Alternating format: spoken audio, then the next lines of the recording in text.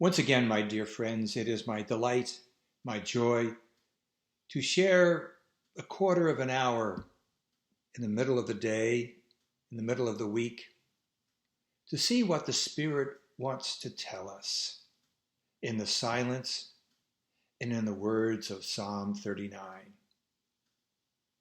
It's a pleasure to be here with you, and I pray that our time together may be the beginning of further time that you can take alone, quiet, letting the verses of this beautiful psalm be extended from your heart, maybe into your own verses on paper or your own expressions, whatever way in which you can be creative and co-authoring, if you will, this psalm.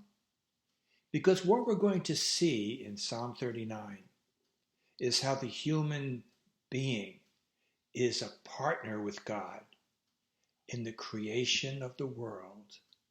Marvelous thought. So we're not separate from God. We're part of the very reality of who God is. So welcome once again. Let's take a few moments, as we typically do, to become still, to become quiet. Get in touch with the physicality of your being, the points of contact with your chair or your bed or the floor, the points of contact that which is outside of you is supporting you. What's it feel like to be sitting? We usually don't think about that. I like what one person said to me one time, how we need to come to our senses. The senses are the avenues and the vehicles and the entranceway into the presence of God, as well as into a more fully being present to ourselves. So relax, take a nice deep breath, let your being become quiet,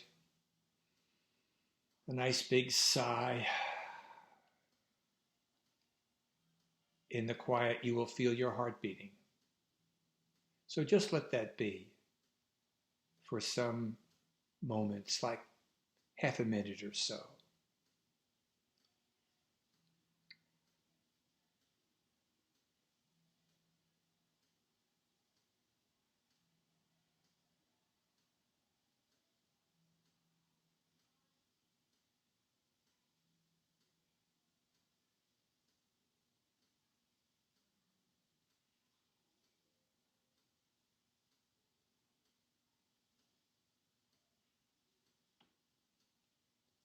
It's a beautiful thing to experience silence. It's beautiful when you're alone. It's also beautiful when you're sharing. I don't know how many people are maybe aware of the silence together. That is a powerful, powerful impact. So I'd like to begin, as I usually do, with the fire starter that I wrote for children. This particular one, it's for families with children, but I'm really directing my thoughts to children. The writer of today's psalm finds time to simply think about his life. Let's go right away to verses 4 and 5. Lord, remind me how brief my time on earth will be.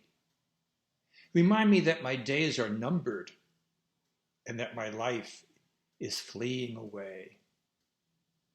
My life is no longer than the width of my hand. An entire lifetime is just a moment to you. Human existence is but a breath. I am old enough to be your grandfather. Yet it doesn't seem very long ago that I looked at myself in a mirror when I was 5 years old. I can still see my young face. I had a great feeling of thanks to God for creating me. The next time you're outside, lift up one arm. The width of your hand is very small against the sky stretched out before you. how short our lifetime is against the big stretch of God's life flowing on and on forever. Compared with God, our lives are just like one breath. But when we die, we'll live on and on with God. Hear now the New Living Translation of Psalm 39.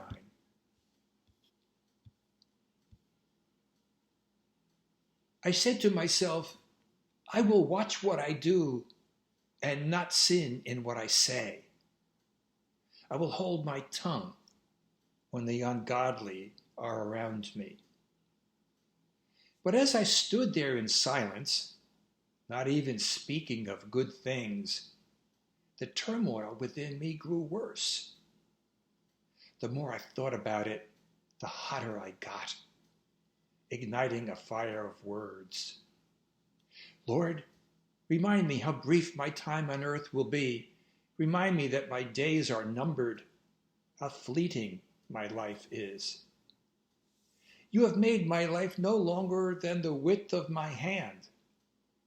My entire lifetime is just a moment to you. At best, each of us is but a breath. We are merely moving shadows, and all our busy rushing ends in nothing. We heap up wealth, not knowing who will spend it. And so, Lord, where do I put my hope? My only hope is in you. Rescue me from my rebellion. Do not let fools mock me. I am silent before you. I won't say a word, for my punishment is from you. But please stop striking me. I am exhausted by the blows from your hand. When you discipline us for our sins, you consume like a moth what is precious to us. Each of us is but a breath. Hear my prayer, O Lord. Listen to my cries for help. Don't ignore my tears, for I am your guest, a traveler passing through, as my ancestors were before me.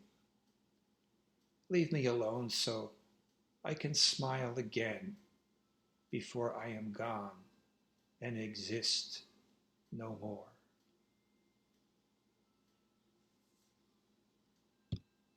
This psalm and all of the psalms, whether they're of grave complaint or even sounding like words of despair, and certainly this is much more positive than that, all of the psalms have like a halo around them, a halo of God's embrace.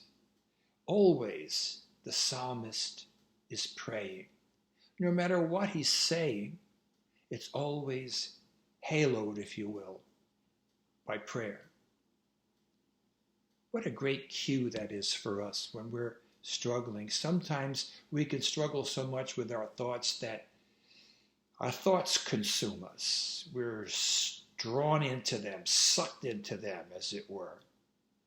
And yet, when you step back and you notice those thoughts, there's a halo around them. God's loving presence, God's loving embrace. I'm reminded of this wonderful catchphrase in the context of keeping silence. Lord, keep your arm around my shoulder and your hand over my mouth. Don't we need to be careful about the impulse to speak or to strike out in some way? So here's a way in which the psalmist does it. He warns himself in the presence of his God how much he just needs to keep quiet. Maybe he's going to speak, and in fact he does, but it's processed through silence, and it's processed through his heartfelt sense, is what I'm about to say going to be helpful for the other person who I might react against? maybe in a sarcastic phrase. Interesting word, sarcasm. It comes from the Greek word for sarx, which is flesh, like a sarcophagus, or sarcophagum. I'm forgetting what that word is. I'll let it go. And to tear. So a sarcastic phrase tears the flesh. It rips it up. Indeed, those words that we would say with that undertone of sarcasm is really something that is hurtful and tearing. You know, even though we can say sticks and stones or break my bones or words that never hurt me, yes, they will. Sarcasm doesn't work. It spoils the soul. And so when you are feeling something negative and inner reactive, stop. There is enough time to scan with your brain, with your heart. What are the possible rejoinders of what I could say? Picture yourself saying them, and then picture, would this be helpful to the person that's listening? That's always an important thing. It doesn't take a long, long time. You don't have to go into deep meditation about that.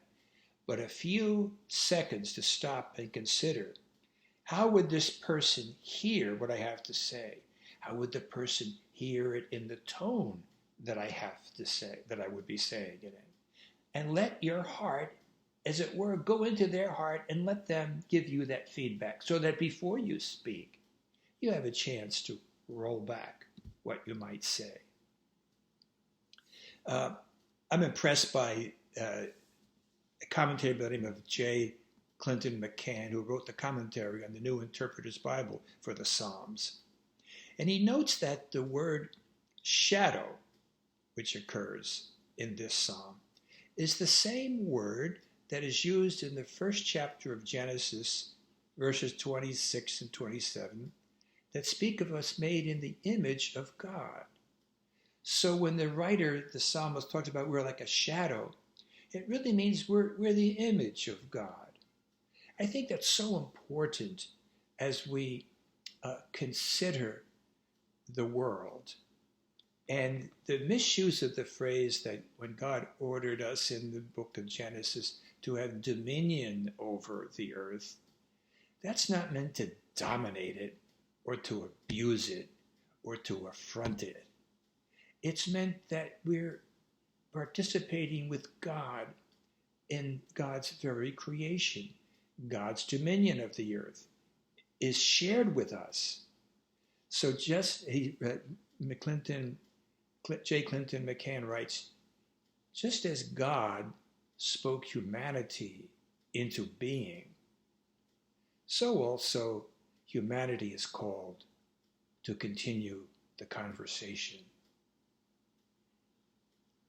I'm reminded of a marvelous poet, Cuban poet from the 19th century, who became a symbol. At that time, Cuba was under the dominance of the Spanish Empire. And he wrote and had political action. He wrote as a poet and as a spiritual writer about what it would be like. And I think of this in terms of Psalm 39, of what he chose to say and do in the presence of enemies. This is a short poem, and there are sounds in the original Spanish alliteration that I'd like to capture. So I'd like to read it in Spanish, and then I'm going to read a translation. Cultivo una rosa blanca, en julio como en enero, para el amigo sincero que me da su mano franca, y para el cruel que me arranca el corazón con que vivo. Cardo ni oruga cultivo la rosa blanca. Here's an English translation. I nurture a white rose in July as in January, for the true friend who offers me his loyal hand, and for the merciless one who wrenches out the heart by which I live. Thistle nor thorn do I nurture, For him, I nurture a white rose. So with these thoughts and aspirations, I close for now and pray that God will bless you as you further in your own day and you further in your life. How the conversation that the psalmist had in Psalm 39 with God, that conversation will continue between you and God. God bless you.